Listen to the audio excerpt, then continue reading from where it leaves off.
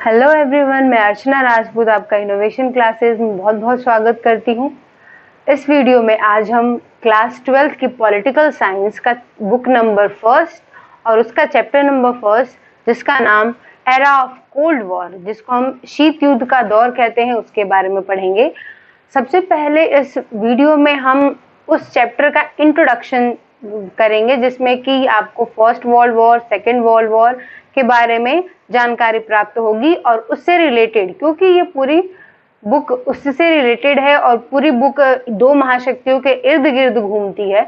तो पहले ये जानेंगे कि ये दो महाशक्तियां आई कैसे, कैसे विश्व में इनका आधिपत्य हुआ। इसीलिए सबसे पहले हम इंट्रोडक्शन देखेंगे प्रथम विश्व युद्ध और द्वितीय विश्व युद्ध का, और फिर इस चैप्टर पे आगे चलेंगे। सीबीएसई के अंतर्गत ये चैप्टर 8 मार्क्स का आता है, जिसमें कि बहुत सारे क्वेश्चन 6 नंबर के होते हैं, 4 नंबर के, 2 नंबर के और 1 नंबर के भी आते हैं। अगर आप हमारे चैनल पे पहली बार आए हैं तो हमारे चैनल को सब्सक्राइब करें और बेल आइकन को प्रेस करें, जिससे कि आने वाले समय में वीडियोस की नोटिफिकेशन आपको समय पर मिल सके। चलिए अब शुरू करते हैं।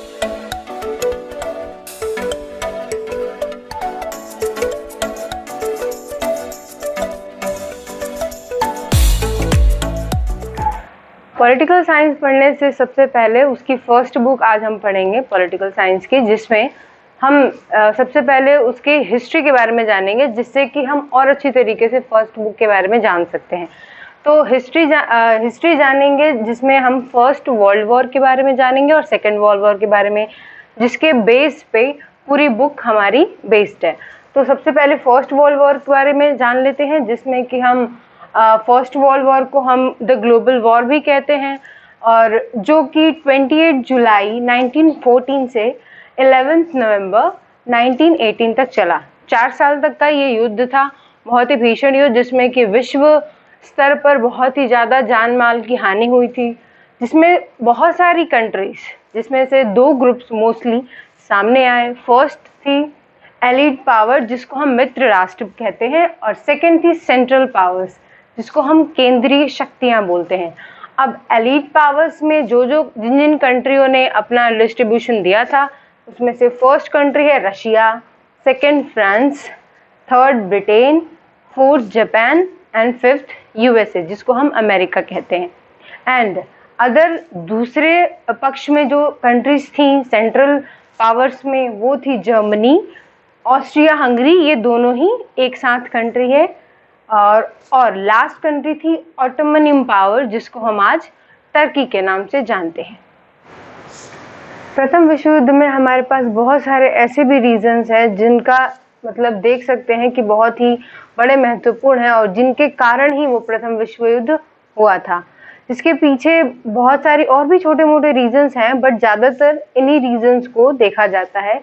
तो सबसे पहले जो रीजन है जिसने प्रथम विश्व युद्ध को अंजाम दिया, तो वो उसको कहते हैं हम इम्पेरियलिज्म, जिसको हम हिंदी में साम्राज्यवाद कहते हैं, जिसमें कोई एक देश अपना वर्चस्व जमाने के लिए अदर देशों पर कब्जा करना चाहता है, उसकी चीज़ों को हड़पना चाहता है और उसके सैन्य ताकत को छीनना चाहता है। इसी में यूरोप को देखा जाता है, क्योंकि यूरोप जो एक महाद्वीप था जिसमें बहुत सारी कंट्रीज थी, जैसे इटली, पोलैंड, ब्रिटेन, फ्रांस, ये सारी, जर्मनी, ये सारी कंट्रीज थी। वो सारी कंट्रीज अपनी यूरोपीय महाद्वीप को और ज़्यादा ताकतवर और बड़ा बनाना चाहती थी, जिसकी वजह से यूरोप ने अपनी ताकत व साम्राज्यवाद को बढ़ावा देना चाहता था। वह अब यूरोप के अलावा और भी महाद्वीपों पर कब्जा करना चाहता था, जिसके लिए उसने उसके कई भी इंटरनल बहुत सारे ऐसे भी मैटर्स हैं, जो भाषा के आधार पर और जातिवाद, कास्ट के आधार पर, लैंग्वेज के अकॉर्डिंग उसके बहुत सारे ऐसे विवाद हुए हैं, बहुत सारे झगड़े भी हुए हैं, जिसकी वजह से उसने बहुत सारे देशों पर आक्रमण किए हैं, और उसकी वजह से वो अपने द्वीपों को बढ़ावा देना चाहता था, और दिया भी कई मामलों में। जिसमें से ये पहला रीजन जो था साम्राज्यवाद, वो बहुत ही बड़ा रीजन बना प्रथम विश्व युद्ध होने का। अब देखते हैं दूसरे रीजन के बारे में, दूसरे कारण के बारे में, तो जिसमें हमें मिलिट्रिज्म के बारे में, मतलब सैनिक शासन के बारे में जानने को मिलता है। सैनिक शासन, बहुत सारे ऐसे देश हैं जहां पर अभी तक और कुछ टाइम पहले तक सैनिक शासन था, जिसमें कि कोई एक सेना का जनरल पूरे देश पर, पूरे राज्य पर शासन करता था, जिसकी वजह से वो अपनी मनमानी शक्तियां, अपने मनमानी चीजों को मनवा सकता था, जिसमें यूरोप के अधिकतर देशों पर सैनिक शासन हुआ करता था उस टाइम पे जब वर्ल्ड वॉर फर्स्ट हुआ था। वहां पे नई नई टेक्नोलॉजीज, नए नए हथियार, लड़ाकू विमान, एटॉमिक्स बॉम्ब्स, एटॉमिक्स वेपन्स, बहुत सारे ऐसे फाइटर प्लेन्स का आविष्कार किया गया, इन्वेंशंस किए गए उनके, जिसकी वजह से बहुत ज़्यादा हानिकारक प्रथम विश्व युद्ध में हानि बहुत सारे देशों को हुई, क्योंकि ये बहुत, और एक तरीके से देखा जाए तो सैनिक शासन, इसी मिलिट्री का परिणाम देखा जाता है तो मशीन गन है, जो आज के टाइम पे, पहले एक टाइम पे एक बुलेट छोड़ के फिर कुछ टाइम लगते थे दूसरी बुलेट को हमें लोड करने में, परंतु इस सैनिक शासन में सबसे ज्यादा जो अच्छी चीज आई सामने वो थी, एक तरीके से बोल सकते हैं अच्छी भी चीज और विनाशकारी भी चीज, वो थी मशीन गन, और जिसने प्रथम विश्व युद्ध में बहुत ही बड़ा रोल निभाया था। अब देखते हैं तीसरा रीजन और अंतिम रीजन, जिसमें कि हमें अलायंसेस मतलब संधियों के बारे में देखने को मिलता है।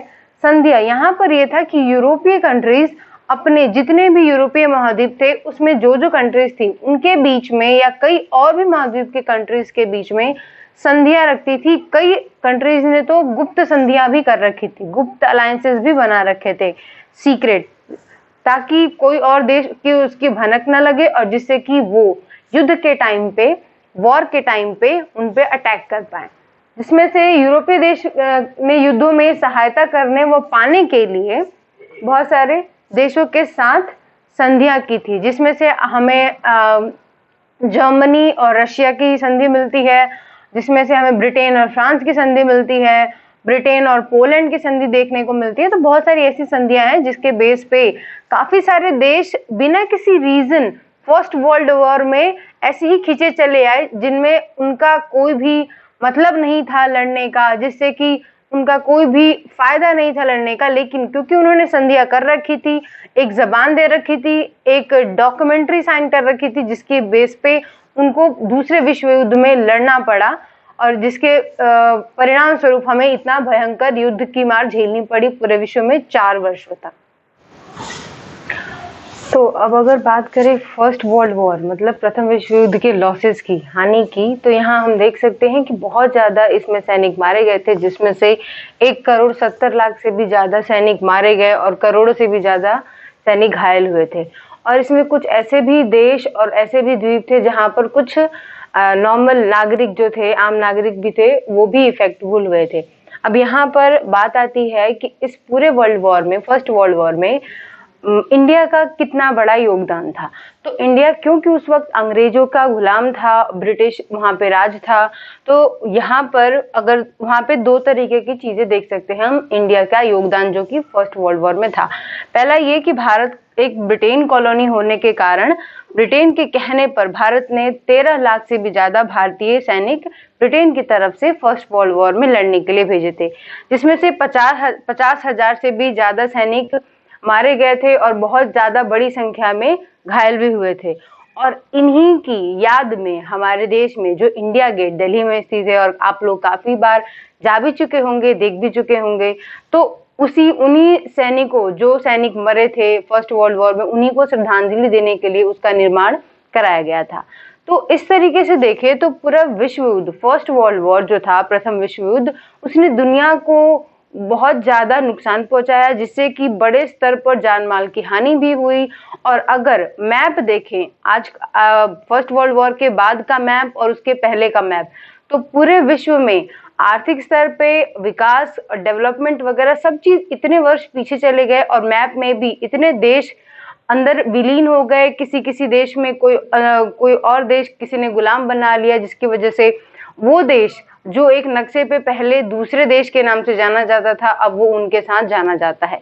तो इस तरीके से बहुत ही ज्यादा बुरे प्रभाव पड़े थे फर्स्ट वर्ल्ड वॉर के। तो अभी हमने पढ़ा फर्स्ट वर्ल्ड वॉर के बारे में, प्रथम विश्व युद्ध के बारे में। अब हम पढ़ेंगे द्वितीय विश्व युद्ध के बारे में। तो ऐसा कहा जाता है कि प्रथम विश्व युद्ध ही, मतलब बहुत सारे ऐसे कारण थे प्रथम विश्व युद्ध के ही, जिसने द्वितीय विश्व युद्ध यानी सेकेंड वर्ल्ड वॉर को अंजाम दिया था। तो प्रथम विश्व युद्ध, जिसको हम ग्लोबल वॉर और टोटल वॉर भी कहते हैं। ग्लोबल वॉर इसलिए क्योंकि इसमें विश्व की लगभग में सारी कंट्रीज ने हिस्सा लिया था और किसी न किसी तरीके से वो सब एक दूसरे से कनेक्टेड थी और सब ने भाग लिया और सब ने इस वॉर में लड़ाई करी। दूसरा जो इसका नाम है वो है टोटल वॉर। टोटल वॉर का मतलब विश्व में सारी चीजें, कोई भी ऐसी चीज नहीं थी जो इस विश्व युद्ध से प्रभावित ना हो। तो द्वितीय विश्व युद्ध में टोटल वॉर में सबसे ज्यादा नागरिकों को नुकसान पहुंचाया गया। इसमें परमाणु हथियार, बॉम्ब्स और बहुत सारे हवाई हमले किए गए, बहुत सारे ऐसे टैंक्स, हथियार, वेपन्स का यूज किया गया, जिसकी वजह से विश्व भर में बहुत ज्यादा विश्व व्यापक स्तर पर हानि हुई, जिसमें कि विश्व का जितनी आबादी है विश्व की, उसका 3% आबादी इसमें मारी गई थी। तो इसमें देखते हैं जो सेकेंड वर्ल्ड वॉर है उसकी जो शुरुआत है वो सितंबर 1939 से मानी जाती है और जो अगस्त 1945 तक चली थी। लगभग 6 साल तक ये घमासान महायुद्ध चला था।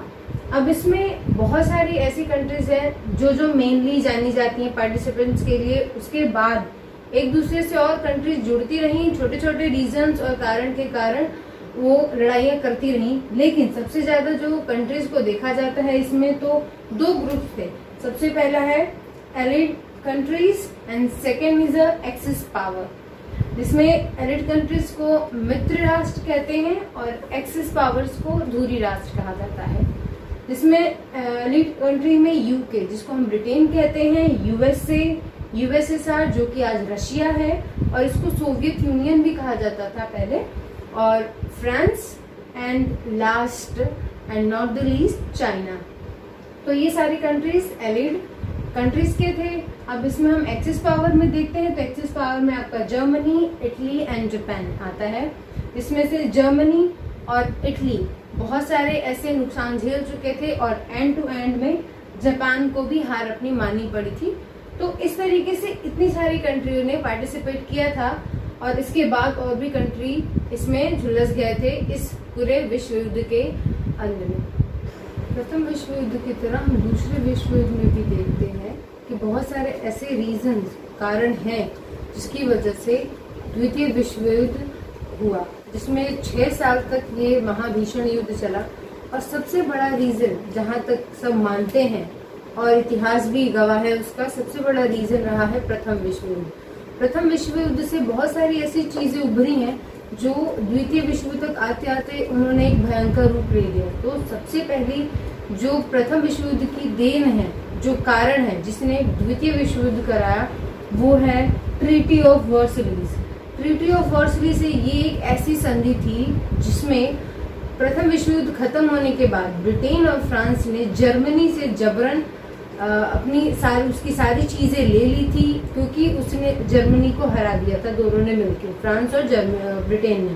तो जर्मनी हारने के बाद जर्मनी के मिलिट्रीज, उसके पैसे, उसकी प्रॉपर्टी, उसके सारे नेचुरल रिसोर्सेज और यहाँ तक कि उस पर बहुत ही बड़े फाइन भी लगा चुके थे।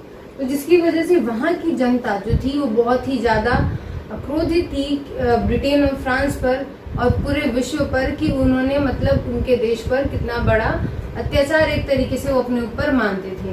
तो ऐसी संधि जिसमें फ्रांस, ब्रिटेन और जर्मनी के बीच हुई थी। तो सबसे बड़ा रीजन ये भी एक रही है द्वितीय विश्व युद्ध कराने के पीछे। अगला जो रीजन है द्वितीय विश्व युद्ध होने के पीछे वो है rises of militarism in Japan. Japan में पहले राजा का शासन था, राज्यस्व था वहाँ पे, परंतु धीरे धीरे मिलिट्री वहाँ पर बहुत ज्यादा अपना पैर जमाने लगी थी, कब्जा करने लगी थी हर चीजों पे, और धीरे धीरे वहाँ पर मिलिट्री का उदय हुआ, मतलब सैनिक शासन का उदय हुआ, जिसने हर तरीके से जापान को अपने चंगुल में ले लिया था। तो और वो अपनी मनमानी भी दिन प्रतिदिन करती जा रही थी और जिनकी मनमानियों का परिणाम ये द्वितीय विश्व युद्ध रहा है। अगला जो कारण है जिसके परिणाम स्वरूप द्वितीय विश्व युद्ध हुआ वो है इम्पेरियलिज्म। इम्पेरियलिज्म को हिंदी में औपनिवेशिक ताकतें कहते हैं। औपनिवेशिक का मतलब होता है ऐसे देश जो दूसरे देशों में जाके निवेश करें, खर्च करें, और वहां से वो अपनी सारी बेनिफिट्स प्राप्त करते हैं, मिलते हैं उनको सारे बेनिफिट्स। इस तरीके के जो देश थे वो ब्रिटेन और फ्रांस थे, जो कि 20वीं सेंचुरी के सबसे बड़े औपनिवेशिक ताकतों में से एक थे। परंतु धीरे धीरे टाइम जाने के अनुसार जर्मनी और जापान विश्व स्तर पर वो भी एक बड़े स्तर पर उपनिवेशिक ताकत, मतलब इम्पेरियलिज्म में उनकी भी काउंटिंग धीरे धीरे होने लगी थी, जो कि उनको इस जगह पे टक्कर देने के लिए आए थे। कौन? जर्मनी और जापान, फ्रांस और ब्रिटेन को। अगला जो रीजन है वो है axis powers leader. Axis powers leader का ये है कि इसमें जो एक्सिस पावर थी, हमने पहले इसके पहले पढ़ाया कि आपको कि सेकेंड वर्ल्ड वॉर में दो ग्रुप्स थी, एक एलिट ग्रुप्स, एक एक्सिस पावर्स। तो एक्सिस पावर्स में जो ये तीन शक्तियां थी, जर्मनी, इटली एंड जापान, इनमें सबसे बड़े रीजन इनके लीडर्स थे जिन्होंने द्वितीय विश्व युद्ध कराया। तो सबसे पहले जो थे जर्मनी, जापान के राजा, वहां के जो किंग्स थे, राजा थे, बड़े बड़े राजा थे, उन्होंने भी बहुत सारी ऐसी चीजें करी जिसकी वजह से इसको हवा मिली द्वितीय विश्व युद्ध को, और धीरे धीरे राजाओं का राजस्व जाता गया और वहां पे मिलिट्री का तानाशाह चलता गया, जिसकी वजह से बहुत सारी ऐसी चीजें, मशीनरी और एटॉमिक्स बॉम्ब्स, हथियार, पनडुब्बी जहाजें, बहुत सारी ऐसी चीजें बनी जिसकी वजह से द्वितीय विश्व युद्ध में ज्यादा विनाशकारी साबित होता है। अगला जो देश है एक्सिस पावर्स का वो है जर्मनी। जर्मनी एक ऐसा देश है जिसके बीच में ट्रीटी ऑफ वर्साइल्स हुआ था, तो वो पहले से ही खुंदस खाए हुए था कि वो किस तरीके से पूरे विश्व में बदला ले, खास करके ब्रिटेन और फ्रांस से। तो इसके बेस पे वहां का जो एक लीडर बहुत ही फेमस हो रहा था धीरे धीरे, वो था एडोल्फ हिटलर। उसने उस चीज को बहुत ज्यादा हवा दी और उसने अपना खुद का एक सैन्य संगठन बनाया, और धीरे धीरे उसके सैन्य संगठन का नाम नागी था, जो कि उसी के धर्म और उसी के जाति के लोग थे। उसने धीरे धीरे सबको भड़काऊ भाषण के द्वारा भड़काया और वहां के लोगों को इतना उतारू और जागरूक कर दिया, इतना ज्यादा उत्सुक कर दिया अपनी आजादी और अपनी ताकतों को पाने के लिए, कि वहां के लोग उसकी हर बात मानने के लिए तैयार हो गए। तो एक ये भी बड़ा रीजन है जिसने वर्ल्ड वॉर 2 करवाया। अगला जो इटली का तानाशाह था, मुसोलिनी, वो भी एक बहुत बड़ा ऐसा ही तानाशाह था लाइक अ हिटलर। उसने भी अपने देश में, इटली में बहुत सारी ऐसी चीजें करी, ऐसी तानाशाहियां और ऐसी चीजें दिखाई, राज सत्ताई, जो कि दूसरे विश्व युद्ध में परिणाम स्वरूप देखी जा सकती है। और अगला टॉपिक है हमारा पांचवा कारण जिसकी वजह से विश्व युद्ध हुआ, वो है लीग ऑफ नेशन की असफलता। जैसा कि आप लोग जानते हैं कि इस टाइम में विश्व शांति के लिए यूएनओ को स्थापित किया गया है, मतलब यूनाइटेड नेशन ऑर्गेनाइजेशन को बनाया गया है, जो कि पूरे विश्व में शांति बनाए रखने का काम करता है। उसी तरीके से ये दूसरे विश्व युद्ध के बाद हुआ, लेकिन उसी तरीके से पहले विश्व युद्ध के बाद like UNO league of nation बनाया गया था, जिससे कि अगला विश्व युद्ध ना हो और विश्व में शांति बनी रहे, सब देश आपस में भाईचारे की भावना से रहे। तो उसके लिए लीग ऑफ नेशन को बनाया गया। बट लीग ऑफ नेशन में इतनी ज्यादा पावर नहीं थी कि वो सारी सुपर पावर्स और सारी कंट्रीज को कंट्रोल कर सके, जिसकी वजह से वो लड़ाई ना करे। लेकिन रीजन बहुत बड़े बड़े प्रथम विश्व युद्ध छोड़ के ऑलरेडी जा चुका था कि वो लड़ाई थमनी तो थी नहीं, इसीलिए इसी का परिणाम है द्वितीय विश्व युद्ध, वर्ल्ड वॉर सेकेंड। तो इसमें हम सबसे बड़ा रीजन ये इसको भी मानते हैं कि लीग ऑफ नेशन ने कुछ नहीं कर पाया और उसकी असफलता भी एक सबसे बड़ा रीजन रही है द्वितीय विश्व युद्ध। अब देखते हैं हम छठे पॉइंट को, जिसमें हिटलर का जर्मनी की सत्ता में आना। तो जैसे कि मैंने पहले वाले पॉइंट में बताया था कि वहाँ के जितने भी एक्सिस पावर्स के लीडर्स थे, सबसे बड़े रीजन वही रहे हैं सेकेंड वॉर करवाने के पीछे। तो इसमें ये सबसे बड़ा हाथ एडोल्फ हिटलर का था, जिसने जर्मनी की सत्ता, जो कि फर्स्ट वर्ल्ड वॉर के लिए ब्रिटेन और फ्रांस के साथ जो संधि की गई थी और जर्मनी की सारी चीजें हड़प ली गई थी, तो उसका खुंदस खाए बैठा था एडोल्फ हिटलर। उसी का बदला लेने के लिए वो जर्मनी की सत्ता में आया। उसने अपनी एक अलग टीम बनाई, उसका नाम था नागी, जो कि उसकी खुद की जातीय टीम थी। और वो जो हिटलर था वो जर्मनी के यहूदियों, जिनको हम इंग्लिश में जीव कहते हैं, यहूदियों से बहुत ज्यादा नफरत करता था। उसने वहां पे जातिवाद फैला दिया था, तानाशाही तो करता ही था, प्लस में इतनी ज्यादा अफवाहें और इतनी ज्यादा गलत तरीके से काम करने लगा। लेकिन वहां के लोगों को सिर्फ और सिर्फ ब्रिटेन और फ्रांस से जीतने की तलब लगी हुई थी, इसीलिए वो बार बार हिटलर का साथ देते थे, जिसकी वजह से हिटलर मनमानी तरीके से अपना शासन करने लगा और वहां के यहूदियों को या तो उसने वहां से खदेड़ भेजा या तो वहां से उसने उनको मतलब मौत की घाट उतार दिया। तो बहुत सारी ऐसी चीजें हैं जो उसने एडोल्फ हिटलर ने की और वो जर्मनी को उसने बहुत ज्यादा बढ़ावा दिया। जर्मनी पे परमाणु हथियार और सेना बनाना मना था संधि के अनुसार, लेकिन उसने बनाया और वो किया। तो उसने हर तरीके की वो चीजें उल्लंघन की हैं, जिसकी वजह से द्वितीय विश्व युद्ध होना तय था। अगला जो टॉपिक है वो जर्मनी का पोलैंड पर आक्रमण। जैसा कि यहाँ पर ही देख लीजिए, हिटलर ने जर्मनी जो देश है उस वक्त हिटलर का शासन था उस पर, उसने क्या किया, पोलैंड जो कि प्रथम विश्व युद्ध के दौरान पोलैंड ने कुछ हिस्से जर्मनी के ले लिए थे, उस पर अटैक करके उसने ये अपनी जगह और यहाँ तक कि पोलैंड पर भी कब्जा पाना चाहा।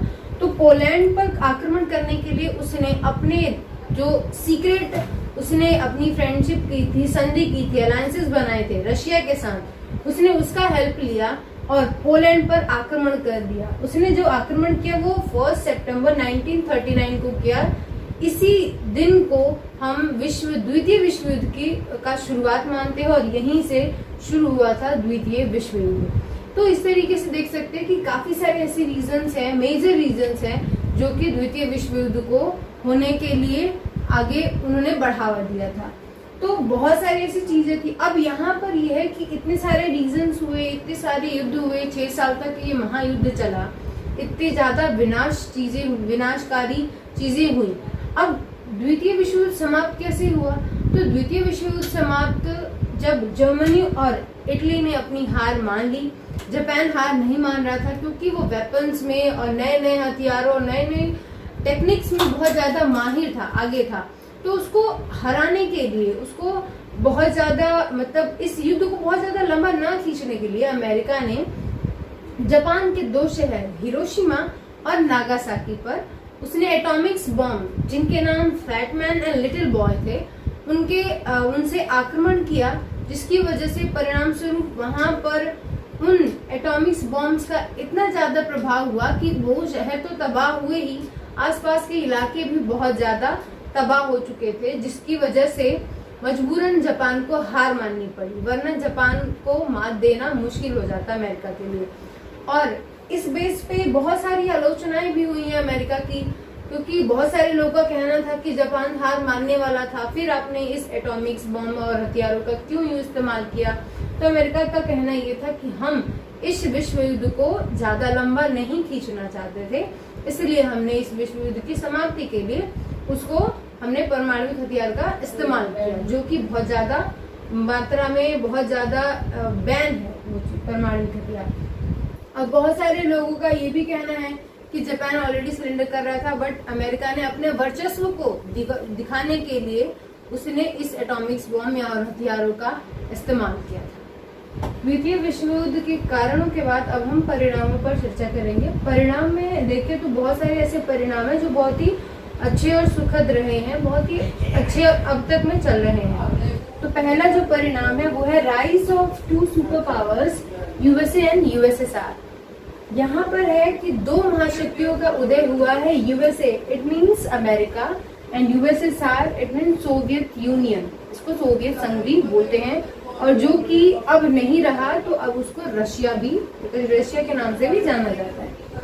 और दूसरा जो उसका परिणाम रहा वो है स्टार्टेड ऑफ कोल्ड वॉर, शीत युद्ध की शुरुआत हो चुकी थी यहाँ से, क्योंकि यहाँ पर जब 2 सुपर पावर्स आ चुके थे और दोनों को ही पता था कि अगर हम एटॉमिक्स बॉम्ब्स, हथियार और आमने सामने की लड़ाई करेंगे तो शायद इस बार विश्व बचे ही ना, क्योंकि ऑलरेडी द्वितीय विश्व युद्ध, फर्स्ट वर्ल्ड वॉर, दोनों वॉर्स में विश्व का इतना ज्यादा नुकसान हो चुका था, इतनी ज्यादा जान माल की हानि हो चुकी थी कि ये सारे देश द्वितीय विश्व युद्ध के बाद 20 साल पीछे जा चुके थे जितनी भी उन्होंने डेवलपमेंट की थी।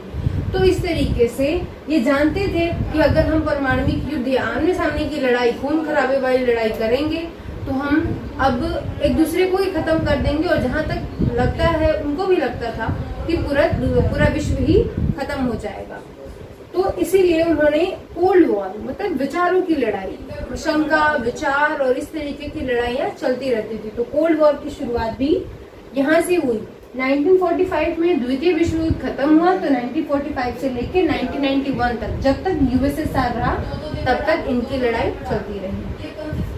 तीसरा रीजन जो है वो विश्व को दो गुटों में बांटना। अब इन दोनों महाशक्तियों ने, सुपर पावर्स ने, जब दो अलग अलग अपना अस्तित्व बना लिया, दो अलग अलग आइडेंटिटी बना ली, तो इन्होंने अपने दो ग्रुप्स भी बनाए, दो बड़े बड़े अलायंस भी बनाए, जो कि NATO, north atlantic treaty organisation, जो कि अमेरिका का था सैन्य संगठन, जिसमें उसने 12 देशों को अपना सदस्य देश बनाया था। और दूसरा जो कि यूएसएसआर का था, वार्सा पैक्ट, जो कि सोवियत संघ संभाल रहा था, और उसने भी बहुत सारी कंट्री, जिसमें से 15 देश इसमें शामिल थे, और भी देशों के साथ उसने संधियां की। तो इस तरीके से ज्यादा देशों को अपनी तरफ आकर्षित करना और उनको लुभाने की कोशिश करना, उनको सुरक्षा का एक हवाला देके अपनी तरफ करना, ये इन दोनों महाशक्तियों का उद्देश्य बन चुका था। अगला जो टॉपिक है वो है कि 70 से 80 मिलियन लोग मारे जा चुके थे। अब परिणाम में अगर हम देख रहे हैं तो विश्व युद्ध था। विश्व युद्ध में इतने सारे लोग मरे, जिसमें कि 70 से 80 मिलियन लोग मर गए, जिसमें पूरे विश्व की आबादी का 3% आबादी उसी दिन खत्म हो चुकी थी विश्व युद्ध के दौरान 6 वर्षों के अंतर्गत। तो जिसमें कि बहुत ज्यादा नुकसान हुआ था। और अगला टॉपिक है 5वां, जो कि परिणाम के रूप में देखा जाए तो यूएनओ की स्थापना। हमने पहले देखा था कि लीग ऑफ नेशन के फेल होने की वजह से वर्ल्ड वॉर 2 हुआ था, ये एक रीजन था।